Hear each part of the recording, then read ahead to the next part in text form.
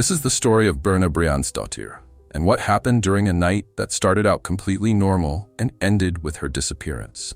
It was early January 2017 in Reykjavik, Iceland's capital. The city was quiet in that familiar winter way. Snow dulled the noise of cars and footsteps, and streetlights reflected off frozen streets. Everything felt still. Most people were asleep. Birna Briansdottir was not. She was 20 years old and lived at home with her parents. She was close with her family and known for being reliable. If she said she was coming home, she did. If something changed, she checked in. Her habits were consistent, and there had never been a reason to worry about her until that night. Earlier in the evening, Birna had gone out with friends in downtown Reykjavik. It was a typical night out. Nothing wild, nothing risky. For young adults in the city, meeting friends for drinks on a weekend was routine. Reykjavik had a reputation for being safe, even late at night. Violent crime was rare, and people felt comfortable moving around the city on their own. Birna felt that way too. As the night came to an end and her friends headed off, Birna left the club by herself. There was no argument, no tension, no indication that anything was wrong. She had made the walk home before. There was no reason to think this time would be any different. But Birna never arrived. When morning came and she still wasn't home, her family noticed right away. It wasn't just that she was late, it was the silence. Calls went straight to voicemail. Messages weren't opened. For someone who usually stayed in touch, the lack of response was troubling. As the hours passed, concern turned into something heavier. Something wasn't right. Birna's final morning started the same way many nights had ended before, with a walk through Reykjavik's quiet streets in the early hours, heading home after being out with friends. At around 5:25 a.m. on January 14, 2017, she was recorded on surveillance cameras walking along Laugavegur, one of the city's main streets that runs through downtown. This was the last confirmed moment when she was seen alone and clearly alive on her way home. In the footage later released by police, Birna looks stable, though her walk isn't perfectly straight, which wouldn't have stood out for someone who had been out drinking. At one point, she stopped to buy a kebab, something many people do at the end of a long night. It was an ordinary, almost forgettable moment, but the timestamp on that footage would later become one of the most important reference points in the case. After that, she disappeared from view. The final camera footage shows her near Laugavegur 31, where the street narrows and camera coverage becomes limited. That location marks the last visual record of Birna before she vanished. Police later traced her phone signal to Hafnarfjörður, a town just south of Reykjavik, near the harbor where a Greenlandic fishing vessel, the Polar Nanook, was docked. The signal stopped at around 5:50 a.m. Investigators determined that the phone had been turned off manually rather than dying from a drained battery. That detail stood out. It meant the phone hadn't simply gone silent on its own. Investigators also discovered Birna's shoes near the harbor in Hafnarfjörður. There was no camera footage showing how she got there, and her phone never reconnected. But this location became the first clear sign that her night hadn't ended with a walk home.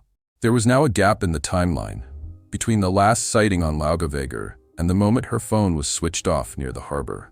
Those missing minutes, with no footage and no contact, became critical as police began reconstructing what might have happened. At that point, Birna was still considered a missing person. She hadn't come home, she wasn't answering her phone, and she didn't show up for work later that morning, something that was completely unlike her.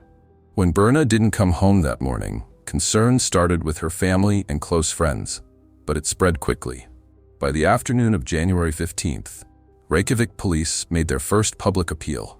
At a press briefing, detectives asked anyone who might have seen Birna in the early hours after she left the club to come forward.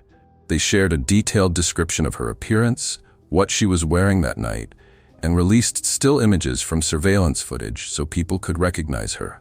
The message was direct and urgent. Birna was missing, and time mattered. At first, the search focused on familiar ground. Officers retraced Birna's last confirmed movements through downtown Reykjavik, looking for witnesses and reviewing areas where she had appeared on camera. But as new details emerged and gaps in the timeline became harder to explain, it became clear this wasn't a routine missing person case. Word spread quickly. Birna's photo began circulating across social media. paired with messages asking people to share and keep an eye out. Friends posted updates. Strangers offered possible sightings, many of which turned out to be false leads. Volunteers knocked on doors, asking residents if they had seen Birna or noticed anything unusual along the route she might have taken home. Soon, official search and rescue teams joined in. Iceland's search and rescue organization, ISAR, is made up largely of trained volunteers, and units from across the country were mobilized. They searched on foot through parks and walking paths, brought in tracking dogs, and coordinated with the Coast Guard to check nearby coastal areas.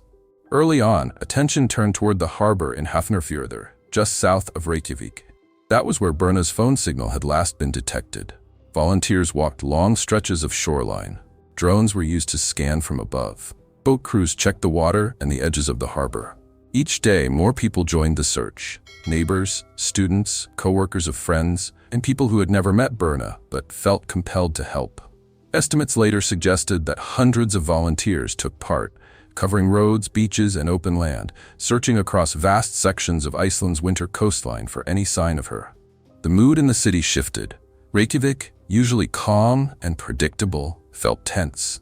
Shop workers, bus drivers, and bar staff recognized Birna's face from the posters and online posts. Conversations in cafes and public places kept circling back to the same question: where was she?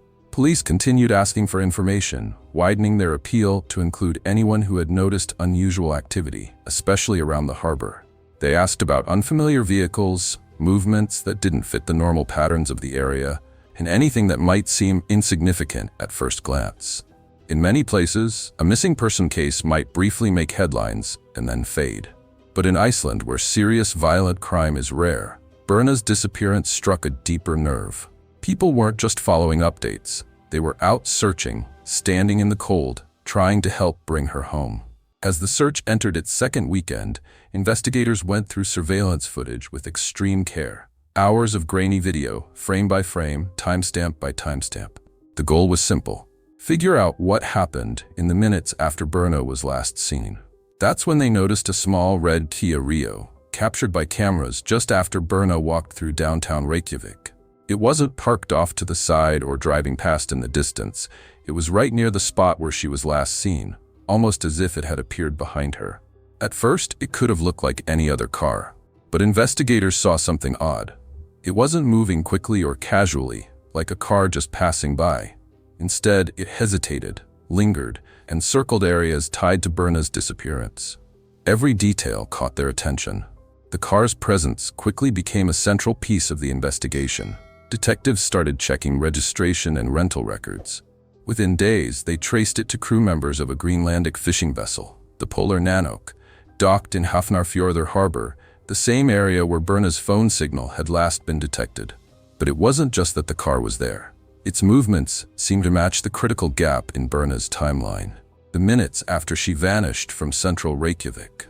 Later footage showed the Kia heading toward a nearby golf course before entering a restricted area around the harbor, a place ordinary people wouldn't usually have access to.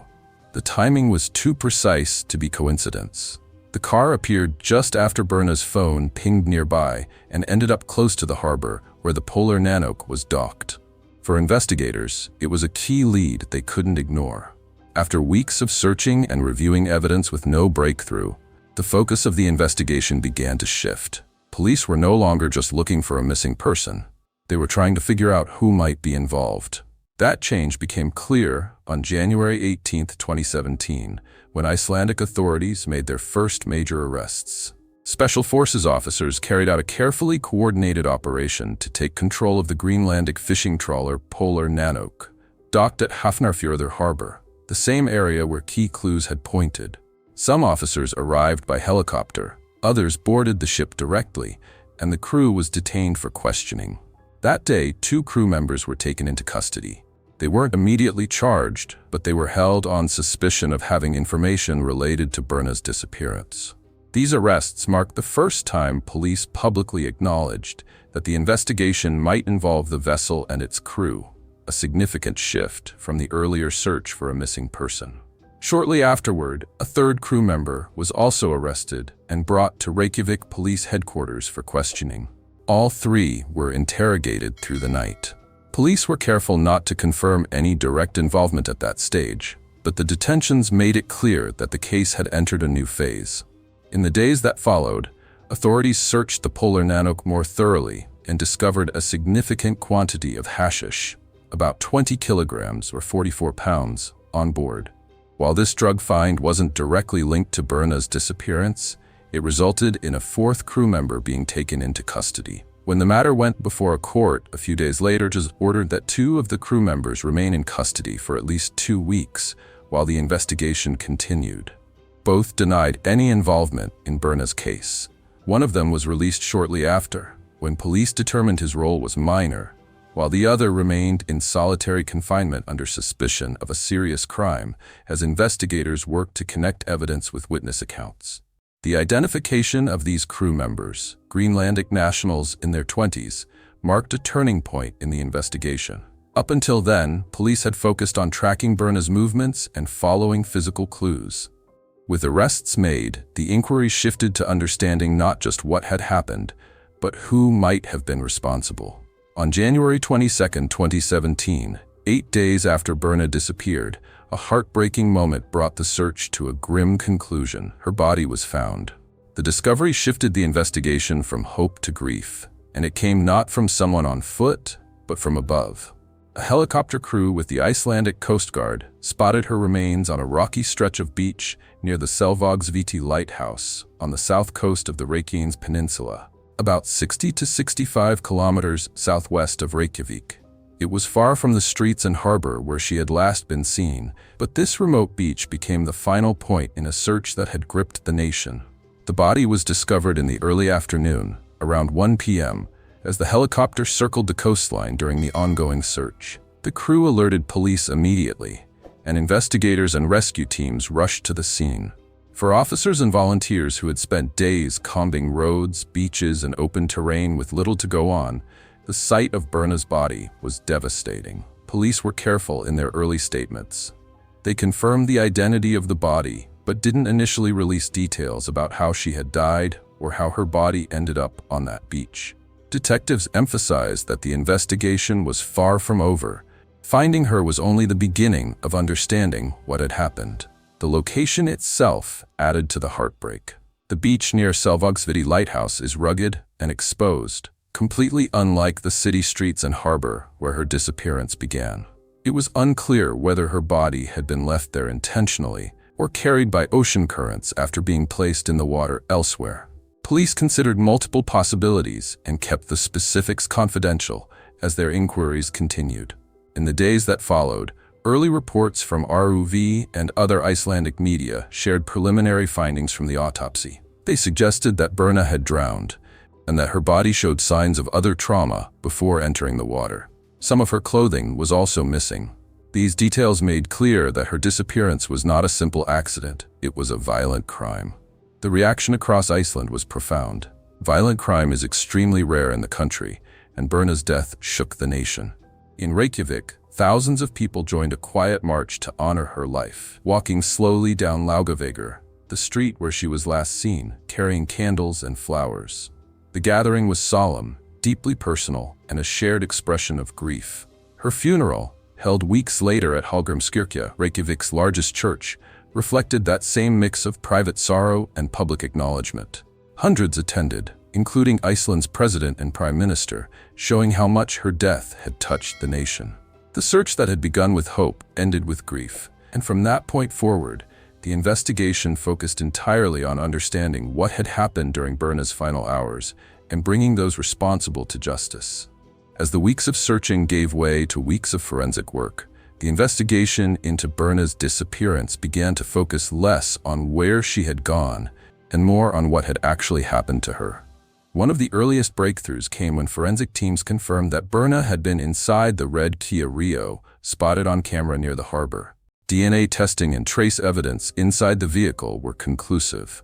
Her biological material was found in multiple places, showing that the car had been part of her final hours, not just nearby. Using specialized chemicals to reveal invisible stains, investigators discovered a significant amount of blood in the back seat and throughout the interior. Officers later described being shocked by the volume. It was enough to suggest serious injury, not just a minor scrape or accident. Further analysis confirmed that the blood matched Birna's DNA. Her DNA was also found on the shoelaces of one of her boots, recovered near the harbor, helping establish a direct connection between her, the car, and the location where her belongings had been found. The injuries themselves told a clear, grim story. Forensic testimony indicated that Birna had been struck at least twice, including blows that broke her nose and caused heavy bleeding. This level of violence in a confined space, the back of the car, became a crucial detail in reconstructing what had happened. Additional evidence came from the suspect's own actions. Surveillance footage and supermarket purchase records showed that after the early morning hours when Birna disappeared, one of the men linked to the Kia Rio bought cleaning supplies. Shortly afterward, he was seen on camera at the harbor cleaning the car, spending an extended period in the back seat where most of the blood had been found. He claimed he was removing vomit, but the amount and spread of blood made that explanation highly questionable. Investigators were able to narrow down the likely location and time frame of the attack. By piecing together mobile phone data, witness accounts, and CCTV footage, they concluded that Birna had most likely been killed near Hafnarfjörður harbor sometime between roughly 6:10 a.m. and 7 a.m. that morning. This tighter window helped turn speculation into a more concrete understanding of the sequence of events. The autopsy of Birna's body, recovered from a beach on the Reykjanes Peninsula, added further clarity. Later reports confirmed that she had drowned after sustaining the earlier injuries. Specialists found no evidence of sexual assault, which focused the investigation on the timeline of the assault, her incapacitation, and her death in the water. When prosecutors formally charged Thomas Möller Olsen in late March 2017, the investigation moved from the streets and forensic labs into the courtroom. It was one of the most closely watched criminal cases in Iceland in recent years. The trial didn't begin immediately. Olsen remained in custody at Holmsheiði prison in Reykjavik, while evidence was prepared and court dates were set. When the trial opened in the Reykjavik District Court in August 2017, it did so under intense public scrutiny. Birna's family were present, along with journalists and observers from across Iceland and beyond. The atmosphere in the courtroom was quiet but heavy. Everyone there seemed to understand that they were witnessing more than a legal proceeding. They were seeing months of grief, uncertainty, and unanswered questions laid out in public. Legally, the case focused on connecting Olsen to the violent events of the early morning of January 14th and linking him to the forensic evidence collected in the months following. Prosecutors presented DNA evidence from Birna's belongings, bloodstain patterns in the car, and other traces that pointed away from accident or misadventure and toward deliberate violence. Much of the testimony focused on how this evidence fit into the timeline the police had established. Olsen pleaded not guilty. In earlier hearings, he had acknowledged that Birna had been in the car he rented that morning, but denied responsibility for what happened afterward. He offered an alternative version of events, trying to challenge the prosecution's narrative and cast doubt on his role. The defense argued that his statements were inconsistent with the prosecution's case and suggested other possibilities, but those claims failed to convince the judges. During the weeks of testimony, witnesses, including other crew members of the Polar Nanok, recounted fragments of that night's events and interactions. Forensic experts explained how physical evidence tied specific items to locations and actions. For Birna's family, some of the most difficult moments came when experts described the violent injuries she had suffered, showing the severity of the attack. Olsen's defense tried multiple strategies to create doubt, including questioning the interpretation of evidence and suggesting that another crew member might have played a more direct role. Those arguments were met with skepticism. Prosecutors countered that Olsen's inconsistent statements, combined with the weight of the forensic evidence, left little room for reasonable doubt. By late September 2017, the court reached its verdict. Thomas Möller Olsen was found guilty of first-degree murder in Birna's death, a decision that resonated across Iceland. In addition to the murder conviction, he was also found guilty of drug smuggling related to the large quantity of cannabis discovered aboard the Polar Nanok earlier in the investigation. The court sentenced him to 19 years in prison, one of the more severe sentences in Iceland for crimes of this kind, and ordered him to pay substantial compensation and legal costs to Birna's family. The penalties reflected both the violence of the crime and the deep impact it had on those left behind. Olsen appealed, as he had the right to do. In November 2018, Iceland's High Court reviewed the case and upheld both the guilty verdict and the 19-year sentence. The judges confirmed that the evidence clearly established his responsibility for Birna's death and his involvement in the drug smuggling, reaffirming the conclusions of the original trial. For many Icelanders, the trial went beyond legal procedure. It was a moment when long-standing questions were met with answers. Birna's family heard the court lay out its reasoning. The public witnessed the justice system deliberate and deliver its decision. And for a nation still coming to terms with the shock of her loss, it was a measure of closure, though it could never undo what had happened. Behind the case were not just legal details and headlines, but a young woman who mattered deeply to her family, friends, and community. Birna Briansdottir was loved. She is remembered, and her story continues to shape how Iceland thinks about safety, responsibility, and the fragility of life. Thanks for watching. If you're interested in real investigations, shocking cases, and justice served, please subscribe, leave a comment, and join us as we explore more true crime stories.